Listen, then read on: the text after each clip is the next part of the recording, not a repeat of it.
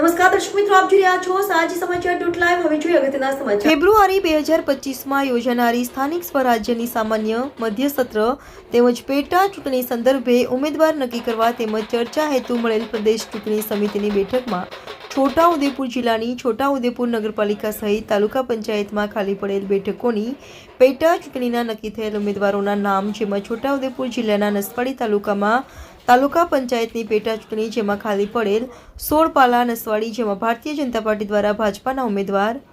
Reporter Rakesh Tadvi, સાજી સમાચાર.live, છોટાઉદેપુર.